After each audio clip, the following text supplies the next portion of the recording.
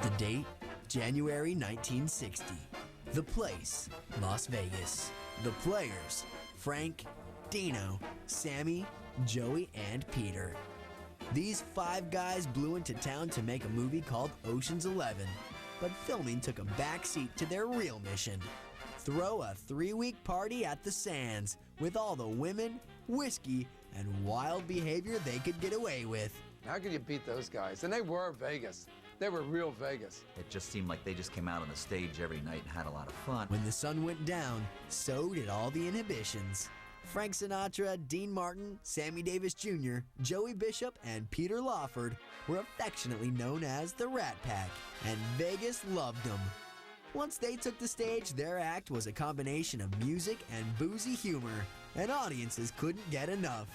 The sellout show sometimes went on till 3 in the morning. They would party with tailored suits, crisp white shirts, everything, and everybody wanted to go see the Rat Pack shows. Because, I mean, where else today can you get someone like a Frank Sinatra, Dean Martin, Sammy Davis Jr. all on one show? It just does not happen. Frank Sinatra was the single greatest entertainer this planet has ever known. And Sammy Davis Jr. was one of the most exciting talents that you'd ever see on the stage. And Dean Martin was the epitome of Mr. Cool. Put all those 3 together, and you got one hell of a show. Sammy was one of those guys that just loved for everyone to have fun, and we all loved it because we were hanging with Sammy Davis. They were gamblers. They liked to drink. They liked girls. A lifestyle that everybody aspires to be like. Soon the world would make way for the rock and rollers. But for a short time, 5 swinging guys were on top, and Vegas reigned as the coolest place on the planet. For a lot of people, Las Vegas means one thing: the chance to strike it rich. In 2003, almost 36 million visitors strolled through the casinos on the Strip. Some stayed at the tables and slot machines for 5 minutes, some for 5 days. You don't have to be a high roller to rake in the dough. In 1997, Sue Henley, a Vegas construction inspector, hit the Megabucks jackpot for $12.5 million at the New York Hotel Casino. But the hottest moment came in January 2000 when Las Vegas cocktail waitress Cynthia J dropped $27 into a Megabucks slot machine at the Desert Inn. Cynthia was down to her last spin when, ka-ching! Suddenly, Cynthia scored a cool $34 million jackpot. It was the biggest Megabucks payout in history. Isn't that what Vegas is all about?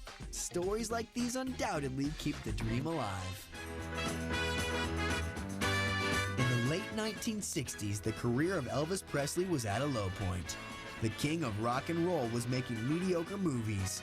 He hadn't performed live in almost a decade, and he was beginning to put on weight. In 1969, Vegas came calling. Elvis agreed to appear at the brand new 2,000-seat showroom at the International Hotel. Presley was so nervous, he wasn't sure he could go on. But on July 31st, he did. It solidified Elvis as a bona fide superstar and a true perennial legend, but it also solidified Las Vegas as a place that truly was the entertainment capital of the world. After a shaky start, Elvis hit his stride. He sang a mixture of old hits and new tunes. He told stories, he was funny, sexy, magnetic, and the crowd loved him. The king was back, and this was only the beginning. The hotel signed Presley to a lucrative long-term contract. Elvis performed here every year until his death in 1977.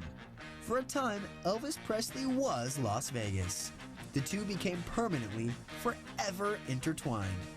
That's why The Return of the King ranks as #1 on our list of the 50 hottest Vegas moments.